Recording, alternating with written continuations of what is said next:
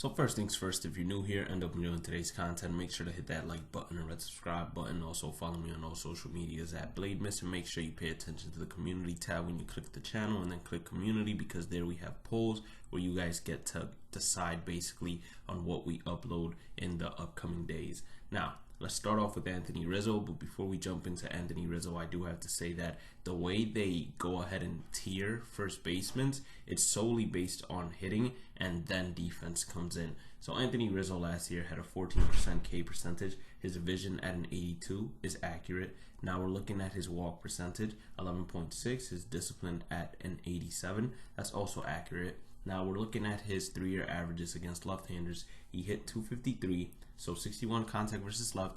I say that's a little high, should be middle 50s. And then slugging 437 against left-handers, 67 power versus left. That's also a little high, should probably be low 60s to high 50s.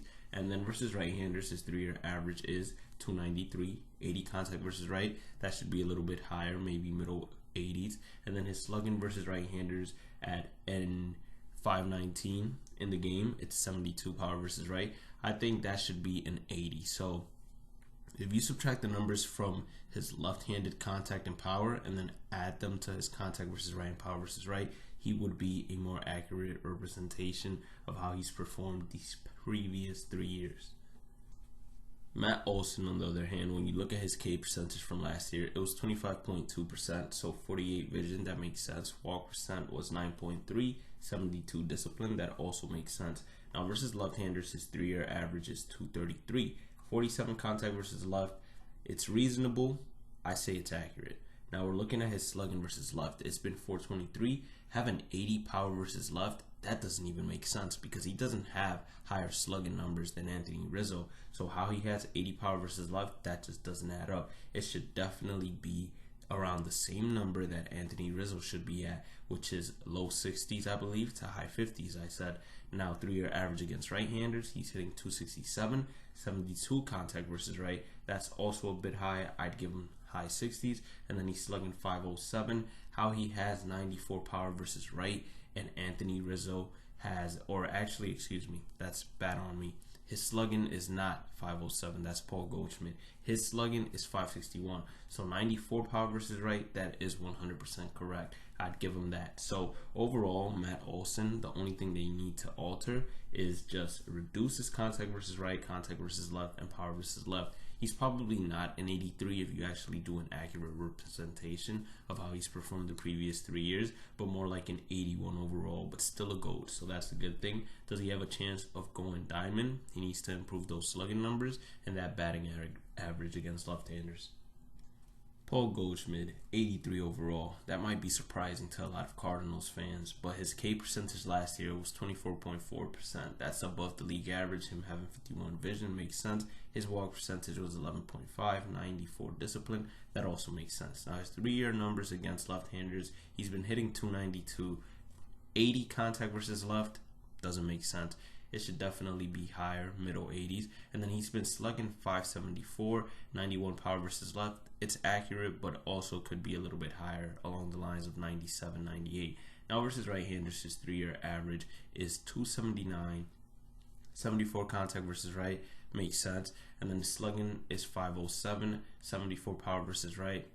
I'd say it could be higher too, maybe 77. But overall, they did a pretty good job on Paul Goldschmidt.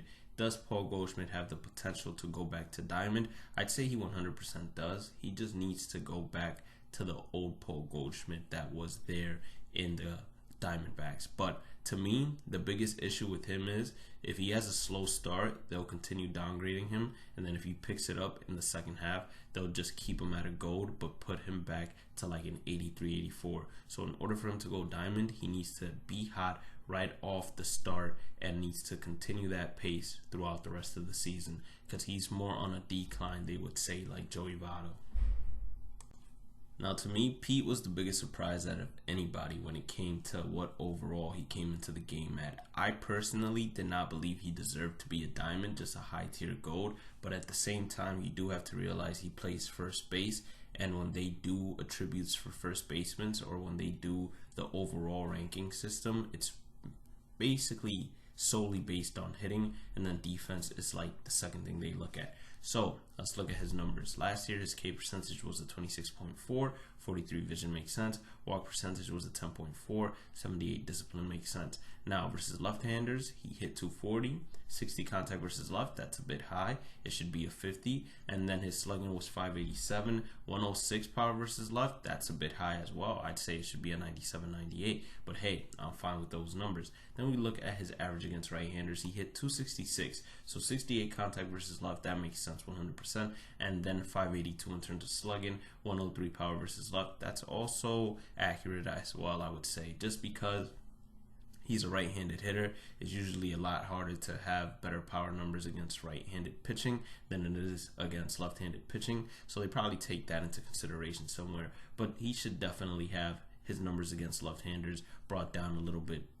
Well, maybe not his power brought down as much as his contact, but his contact definitely. Should he be a diamond though? Yes. Just like Judge was a diamond after that exceptional rookie season, Pete Alonso deserves to be a diamond as well, especially playing first base where defense doesn't really matter. Last but not least, we have the best first baseman in the game, hands down, no question about it. Looking at his K percentage last year, it was an 18.4%, 67 vision makes sense. His walk percentage was a 12.6, 90 discipline. It should be a little higher, but 90 is alright. Now looking at his 3-year averages, versus left-handers, he hit 283, 70 contact versus left, that's a bit low. I'd give him high 70s, of course. And then looking at his slugging numbers, 499 in terms of slugging, 72 is a bit low as well. I'd give him high 70s there too.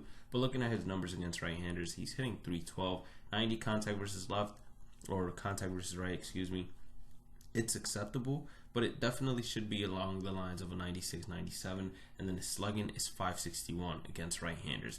It's inexcusable that it's an 81 power versus right when he's only 21 points under, let's say, Pete Alonso. And then versus Matt Olson, he is exactly the same. And Matt Olson has 94 power versus right. Freddie Freeman should definitely have 90 plus power versus right as well. But again, I think they do this just in case he has a very good season. They have room to upgrade him and get him to an 89, 90 overall. But regardless, he should have started out as a 89, 90 overall, because that would be an accurate representation of his past 3 years. But anyways, that's all we got for today. I overall like the first baseman's rankings. I feel like Matt Olson definitely could be altered a bit, and so could Anthony Rizzo. Anthony Rizzo might be an 80 overall, and Matt Olson an 81 overall. I don't think anyone would complain. Paul Goldschmidt is definitely the only true 83 overall I see. And then Pete Alonso and Freddie Freeman both being diamonds, that also makes 100% sense. If you did end up enjoying today's content, please make sure to hit that like button, red subscribe button. Don't forget to follow me on all social medias at BladeMiz. And as always, have a blessed day and night. Stay positive, stay safe, stay blessed. And I'll catch you all in the next one. Peace out.